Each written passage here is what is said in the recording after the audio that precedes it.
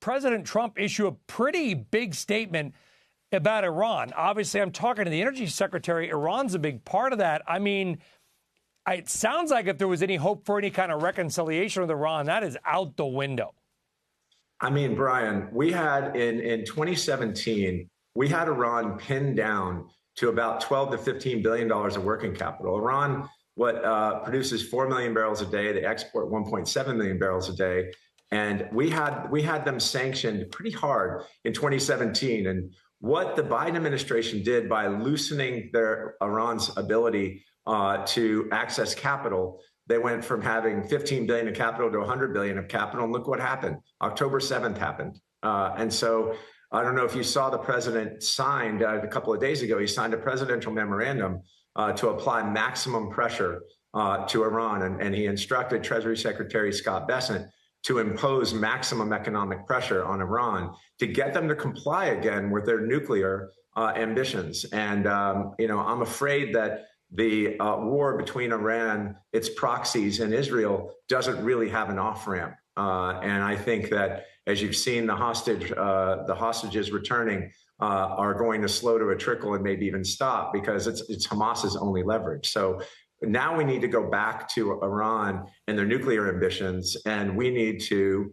get to a JCPOA 2.0 or a deal in which they allow us full inspection of places like Natanz and their pickaxe facility where they're doing all the uranium enrichment, because we believe as a country that they're pretty close to having the ability to have a nuclear bomb. Yeah, and your connection is the idea that Hamas and Hezbollah are largely proxies, and maybe the Houthis in Yemen of Iran. They get a lot of funding from Iran, and so the more money that Iran has, the more likely they are to fund these terrorist organizations. Do you think that President Trump then will try to effectively not bankrupt Iran, but reduce those foreign capital flows back to where they were so they simply don't have enough money to use it for bad things?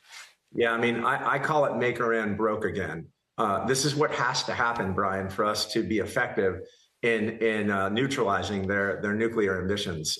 You think back to the Cold War in Russia. The Russians didn't wake up one day and say, you know what, Brian, you know what, United States, democracy sounds like a better idea than communism. We're just going to change our system.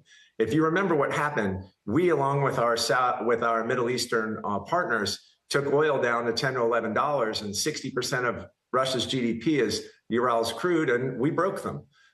We can break Iran, and we can certainly break China if we're willing to use tariffs and sanctions as the tip of our spear.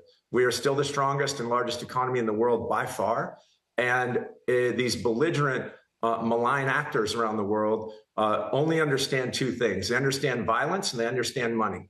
And if we want to avoid violence and we want to avoid kinetic conflict, then we have to be willing to not only sanction, but secondarily sanction some of our mortal enemies. And I think that reading President Trump's national security memo, which was different than an executive order, it was broader. It basically conveyed a new policy. So I think that was a big deal.